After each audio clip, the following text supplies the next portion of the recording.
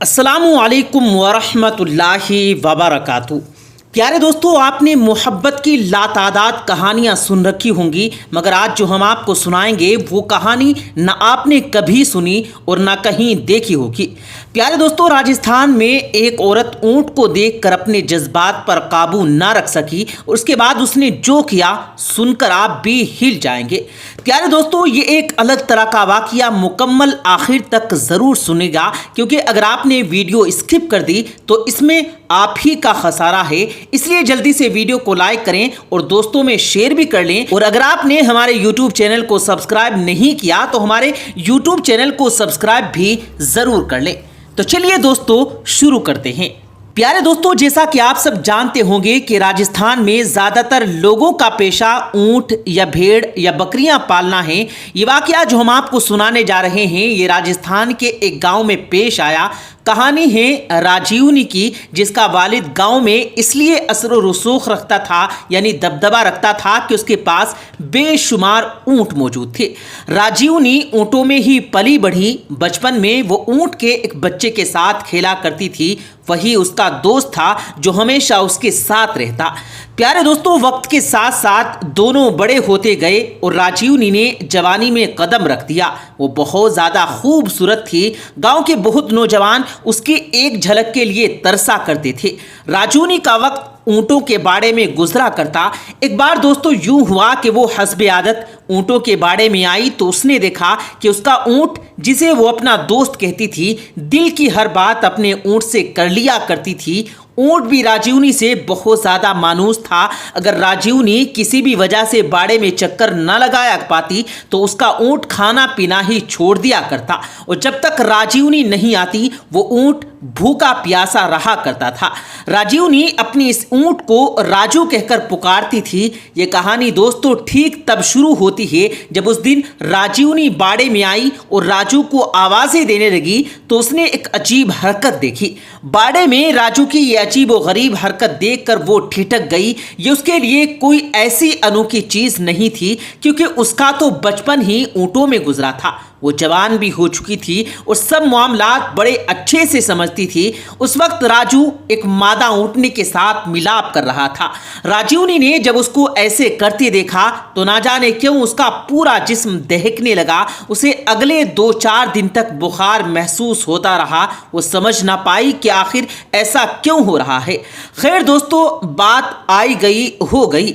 एक दिन यूं हुआ कि राजीवनी का रिश्ता उसके बाप ने दूसरे गांव के एक अच्छे घर में तय कर दिया। राजीवनी की शादी हो गई। उसके बाप ने उसे जहेज में वही ऊँटों का जोड़ा भी दे दिया। राजीवनी अगर खूबसूरत थी तो उसके बाप ने उसका जोड़ा भी पुरवकार शख्सियत के मालिक नौजवान से बनाया था। बरोमदार राजीवनी को पहली नज़र में ही अच्छा लगा। उसने अपनी नई जिंदगी की शुरुआत पूरे दिल से की। मगर शादी की पहली रात जब हरविंदर राजीवनी के करीब आया तो राजीवनी ने अपने अंदर कोई एहसास ना पाया, यानी उसके कोई जज्बात ना जागे। हरविंदर ने भी ये बात महसूस कर ली, मगर उसने इसलिए इग्नोर कर दिया कि पहली रात की वजह शायद राजीवनी थोड़ा डर गई होगी। मगर कुछ दिनों के बाद भी जब ऐसी ही कैफियत रही तो हरविंदर को शुबा होने लगा कि कहीं राजीवनी किसी और से मोहब्बत तो नहीं करती थी और घर वालों ने शायद ज़बरदस्ती उसकी शादी मुझसे ना कर दी हो। हरविंदर को ऐसे गुमान दिल में वसवसों की सूरत पैदा होने लगी। दूसरी तरफ राजीवनी शादी के बाद भी अपने ऊँटों का पूरा ख्याल रखती। हरविंदर ने राजीवनी की अपनी ऊँटों से इस मोहब्बत को भी महसूस किया कि राजीवनी अपने ऊँट से बेहद लगाव रखती थी। कुछ अरसा गुजरा तो हरविंदर और राजीवनी में झगड़ा रहने लगा और वो पूछने लगा कि क्या आखिर मैंने मुर्दा औरत से तो शादी नहीं की थी? तुम्हारे अंदर मुझे लेकर ऐसे जज्बात क्यों नहीं हैं? क्या कुछ और मामला तो नहीं?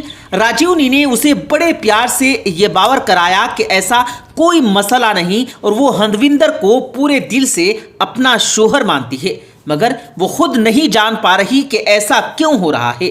प्यारे दोस्तों, एक शाम जब राजीवनी ऊँटों के पास थी तो हरविंदर भी वहां आ गया। मवेशियों को चारा वगैरह डाल रहा था कि राजू ने अपनी ऊँटनी से मिलाप शुरू कर दिया। और ऐसा करते करते जब राजीवनी ने राजू को देखा तो एकदम उसके जज्बात जाग गए। उसने वही बाड़े में ही हरविंदर के जज्बात भी जगा दिए।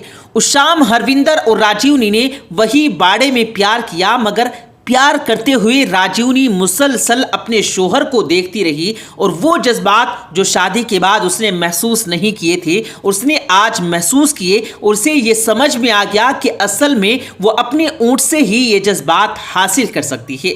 हरविंदर उस दिन जहाँ बहुत खुश हुआ तो दूसरी तरफ हैरान भी हुआ कि कमरे में राजीवनी ऐसी हो जाती है कि जैसे उसमें कोई जज्बात ही ना हो और बाड़े में उसके जज्बात क्यों मचलते हैं। बाद में भी उसने अपने कमरे में उसने राजीवनी को वैसा ही पाया जैसे शादी की पहली रात पाया था।